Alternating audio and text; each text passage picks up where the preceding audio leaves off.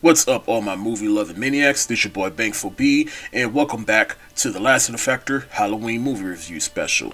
But also, I'm back to reviewing movies related to The Wizard of Oz to prep for Wicked, which at this point comes out in a month. And this month, I watched for the first time Return to Oz, which I've heard a lot of good and bad things about. So, let's review.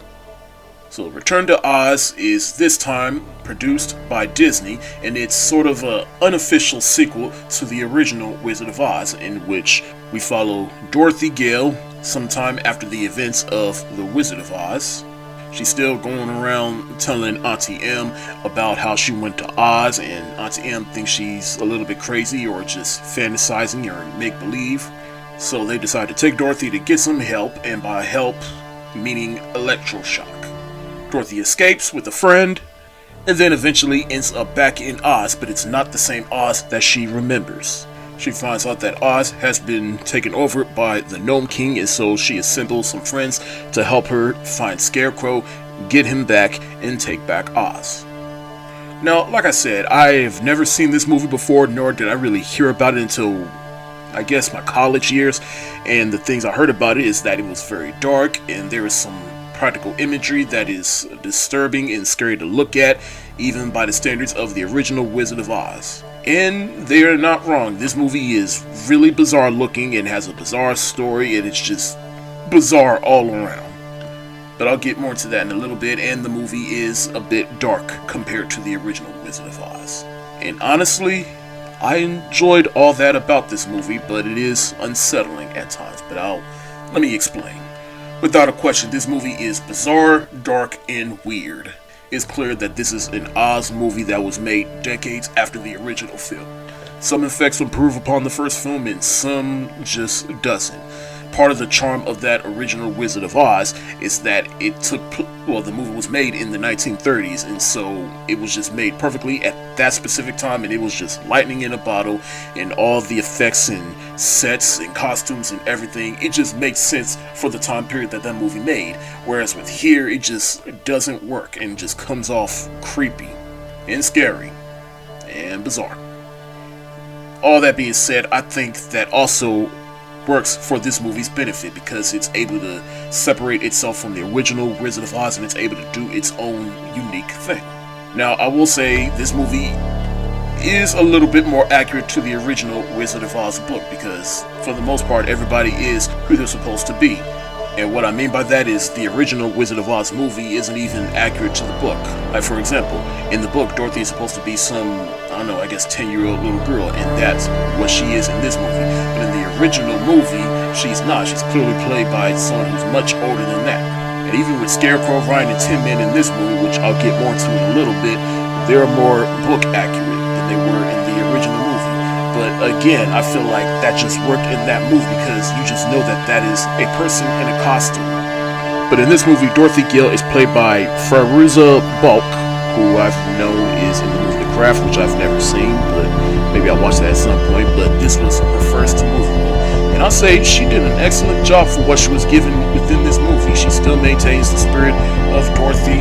She played a version of Dorothy that is not like Judy Garland, but has that childlike innocence that this version of Dorothy needed. And like I said, they try to give her the electric shock, which that's a little disturbing in itself for Oz movie.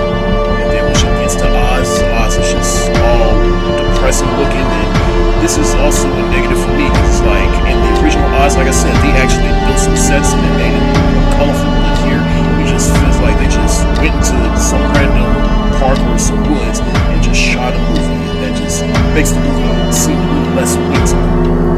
And even when she first gets there, she gets this talking chicken named Belina, voiced by Mac Wilson.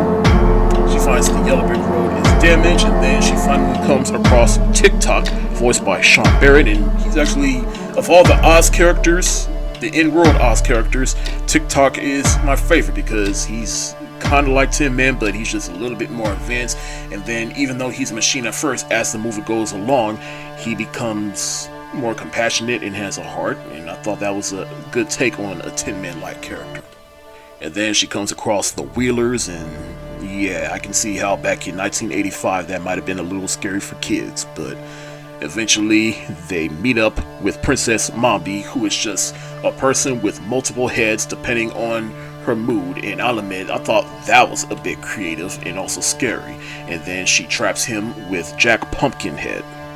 And yeah, this is probably the first character I came across, and I was just like, what the hell is even that? He even looks like Jack Skellington from A Nightmare Before Christmas, which I've heard that's where Tim Burton got the inspiration from for that character.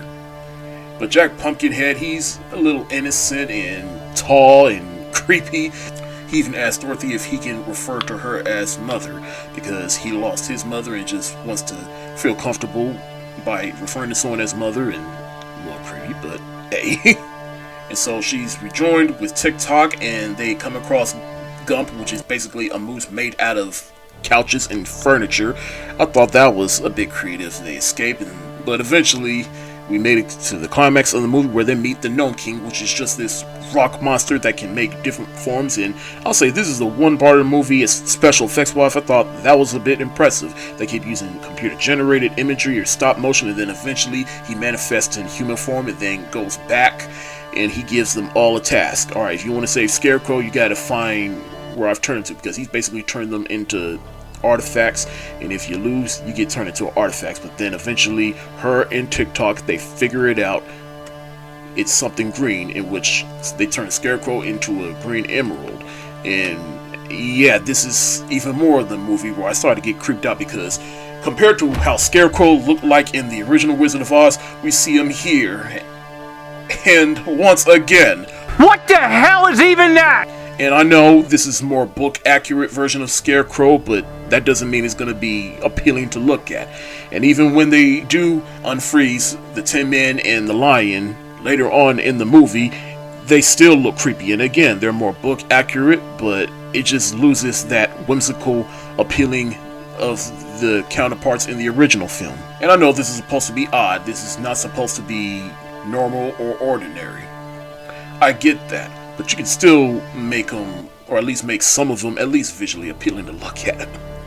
I will say I do like how they try to stay in line with the original Wizard of Oz, because Disney had to pay a fee to MGM to use the ruby slippers, because in the original book the slippers were silver, but they just made them ruby in the MGM movie just to do something different.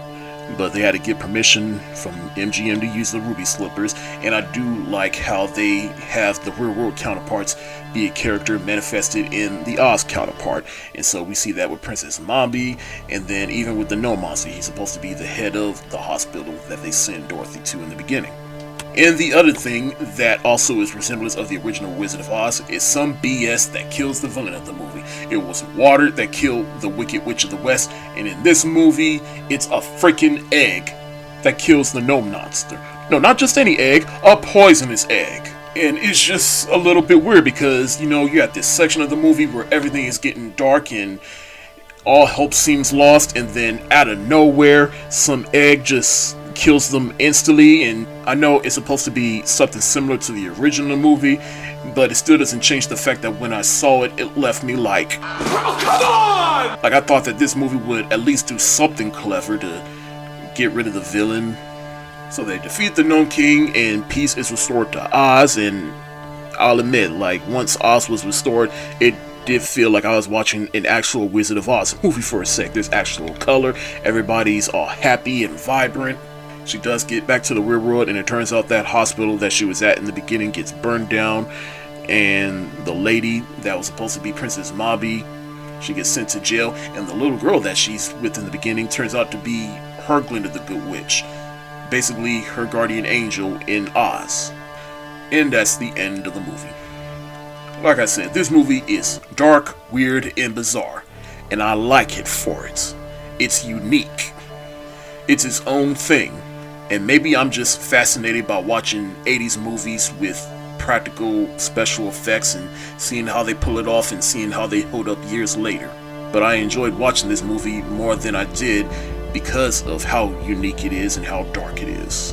It's a movie that was willing to go there and challenges what you think a Wizard of Oz movie is. That being said, I don't see myself watching this again anytime soon, but I enjoyed seeing how this movie would unfold. I can also even see how this movie gained a cult following over the years since this movie was released. It's definitely something that I would put in rotation if you're having a Wizard of Oz movie marathon. However, would I consider this the best that the Wizard of Oz franchise has to offer? Probably not. Regardless, just off of the fact that I enjoyed watching it once I was finished watching it, I'm gonna give Return to Oz the thumbs up emoji. Thank y'all so much for watching and look forward to more videos for the Lassiter Factor Halloween movie review special. Have you seen Return to Oz? If so, let me know what you think of that movie in the comments section below. This your boy Bankful B of the Lassiter Factor. Stay safe, wash your hands, peace.